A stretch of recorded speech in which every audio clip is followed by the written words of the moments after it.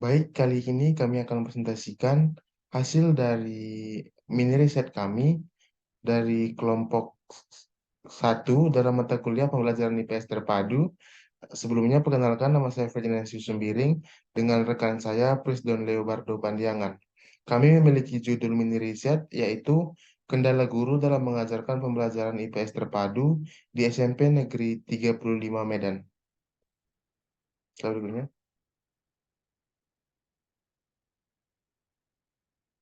Baik, adapun yang kami bahas pertamanya ini pendahuluan.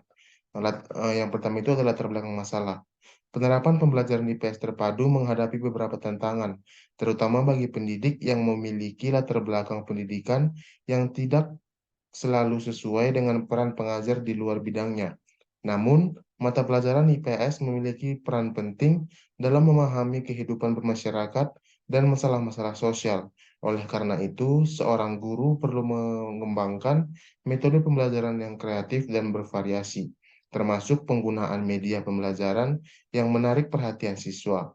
Dengan demikian, pendekatan yang lebih dinamis dan responsif akan membantu siswa lebih aktif dan berfokus dalam proses pembelajaran.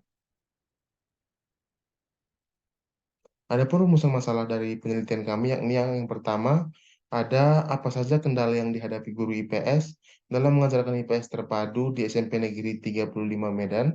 Lalu yang kedua, ada bagaimana upaya yang dilakukan guru dalam mengatasi kesulitan yang dialami dalam mengajarkan mata pelajaran IPS terpadu.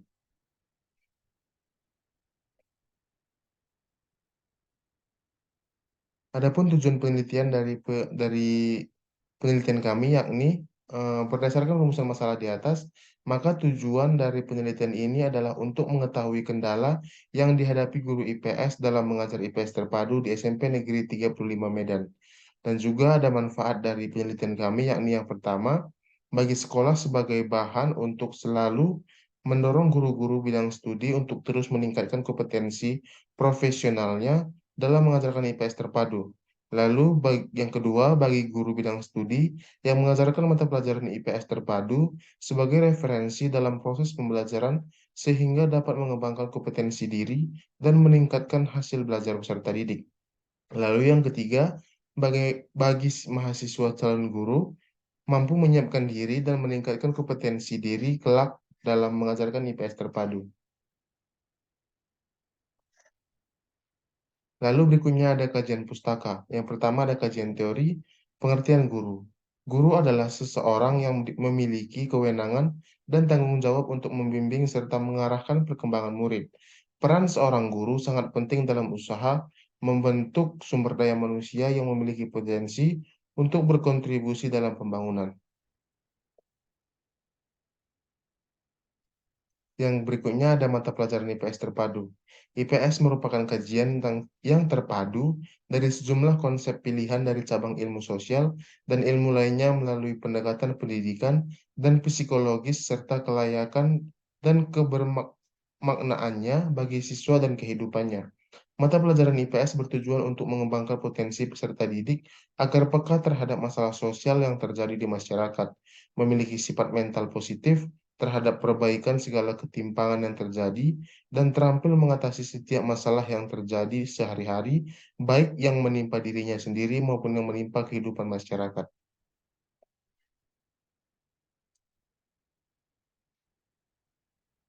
Yang berikutnya ada kendala guru dalam mengajarkan IPS terpadu. Faktor lain yang dapat mempengaruhi kendala guru dalam pelaksanaan pelajaran IPS terpadu antara lain yang pertama, kurang mampu memahami materi pelajaran, sehingga pembelajaran tidak tersampaikan secara keseluruhan. Lalu yang kedua ada guru yang mengajar tidak berlatar pendidikan IPS. Lalu yang ketiga, kurang mampu menggunakan metode pembelajaran dan tidak mampu menggunakan media. Dan yang terakhir adalah keterbatasan waktu. Untuk penelitian relevan dari penelitian kami, yakni yang pertama ada penelitian dari Yulia Suryanti dan Munawar Tora Toharudin pada tahun 2019 yang berjudul Pemanfaatan Media Pembelajaran IPS untuk meningkatkan keterampilan guru IPS terpadu. Lalu yang kedua ada Hilmi dan juga Muhammad Joher pada tahun 2017 yang berjudul Implementasi Pendidikan IPS dalam Pembelajaran IPS di Sekolah. Yang ketiga ada Saputra, Ebit Bimas, Evan Saputra, dan Nofri Satriawan pada tahun 2019 dengan judul Upaya Meningkatkan Partisipasi dan Hasil Belajar Siswa dengan menggunakan metode diskusi kelompok pada mata pelajaran IPS terpadu di kelas 8 di SMP Negeri 19 Padang. Lalu yang keempat ada Kahfi, Martin, dan yang lainnya pada tahun 2019 yang berjudul Efektivitas Pembelajaran Kontekstual dengan menggunakan media audiovisual dalam meningkatkan motivasi dan prestasi siswa pada pembelajaran IPS terpadu. Untuk berikutnya akan dijelaskan oleh teman rekan saya kepada Saudara Prisdon, saya persilahkan. Baik, terima kasih untuk moderator. Yang berikutnya saya akan membawakan materi yaitu metodologi penelitian. Untuk yang pertama itu lokasi dan waktu penelitian.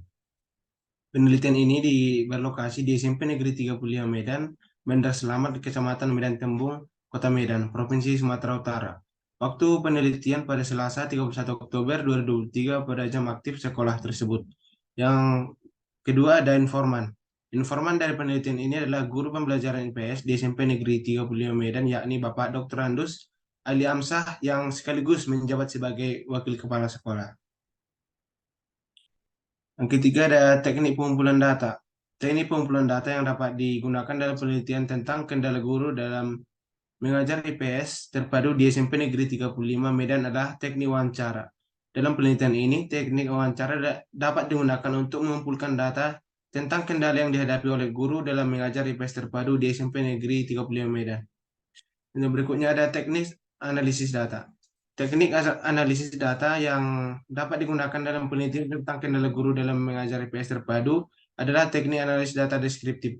Dengan menggunakan teknik analisis data deskriptif, peneliti dapat memberikan gambaran yang lebih lengkap dan detail tentang kendala yang dihadapi guru dalam mengajar IPS terpadu di SMP Negeri 35 Medan. Hasil dan pembahasan. Yang pertama ada kendala yang dihadapi guru IPS dalam mengajarkan IPS terpadu di SMP Negeri 35 Medan.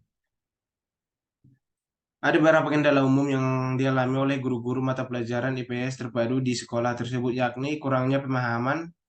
Beberapa guru kurang memiliki pemahaman yang mendalam tentang materi pelajaran IPS terpadu, sehingga dapat menyebabkan kesulitan dalam merencanakan dan melaksanakan pembelajaran.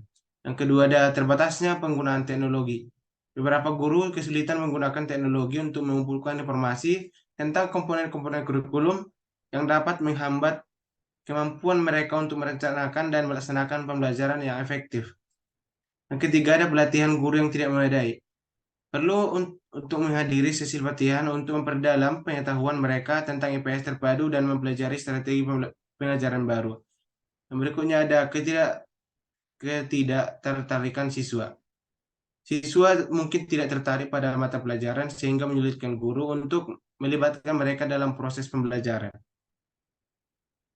Yang berikutnya ada upaya yang dilakukan guru dalam mengatasi kesulitan yang dialami dalam mengajarkan mata pelajaran IPS terpadu.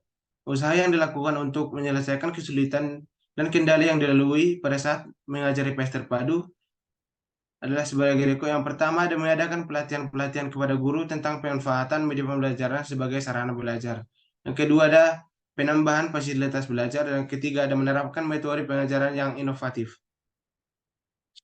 Berdasarkan hasil kami menarik kesimpulan bahwa berdasarkan hasil observasi yang dilakukan tim peneliti, tantangan yang dihadapi guru IPS dalam pembelajaran IPS terpadu di SMP Negeri 35 Medan adalah metode pengajaran yang tradisional, kurangnya pemahaman dan terbatasnya penggunaan teknologi, kurangnya pelatihan guru, dan ketidaktertarikan siswa. Untuk mengatasi tantangan ini, guru dapat menghadiri sesi pelatihan, menggunakan teknologi, menerapkan metode pengajaran inovatif, dan merefleksikan praktek pengajaran. Saya kembalikan kepada moderator. Baik, terima kasih kepada rekan saya, Saudara Prisdon. Jadi, sekian presentasi dari kelompok kami mengenai mini riset dari kelompok kami. Kami mohon maaf apabila ada kesalahan kata ataupun kekurangan lainnya. Sekian dan terima kasih.